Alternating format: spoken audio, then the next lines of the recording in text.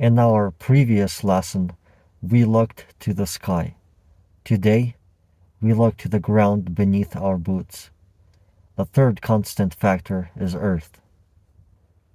Sun Tzu teaches us that a commander without a map is a commander without a future.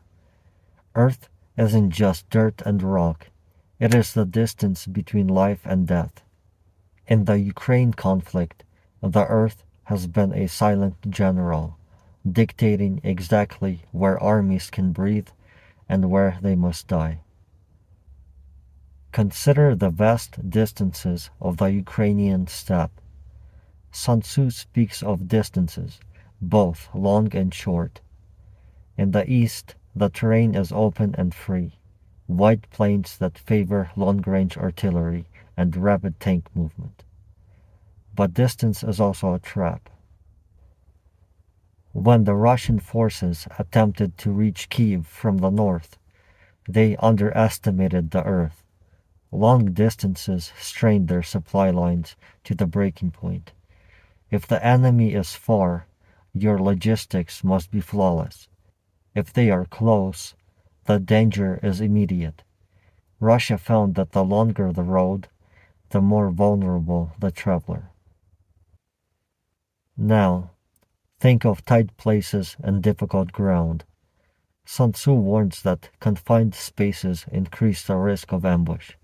We see this in the urban warfare of cities like Bakhmut or Mariupol.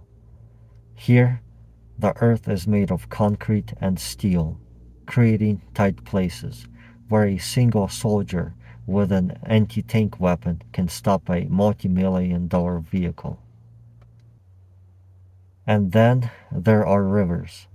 The Dnieper River is a massive geological stop sign. Crossing it is difficult ground.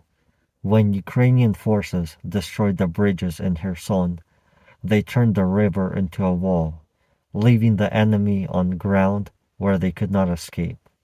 As the scroll says, forces on ground where they cannot move or escape are destined for death. To master the earth, you must first be a realist. You must know the highest hill that provides the highest ground for surveillance, and the lowest valley where your troops are sitting ducks. You must know where the ground is open for speed and where it is tight for a trap. Never trust a general who hasn't walked the dirt. Obtain a detailed map of the territory, but remember, the map is not the reality. The reality is the mud that stops your tanks and the narrow pass where the enemy is waiting. Remember that Earth is the final, silent arbiter of every plan. You can have the most advanced missiles and the bravest troops, but if you do not respect the geography, the ground itself will defeat you. The war in Ukraine has shown us that the Earth is a living participant in conflict. We have seen the Dnieper River act as an unstoppable wall. The dense tree lines of the Donbas become an invisible fortress for the defenders, and the vast, open steppes turn into lethal kill zones for those who move without caution. Sun Tzu's categories of terrain are not relics of history. They are the headlines of today.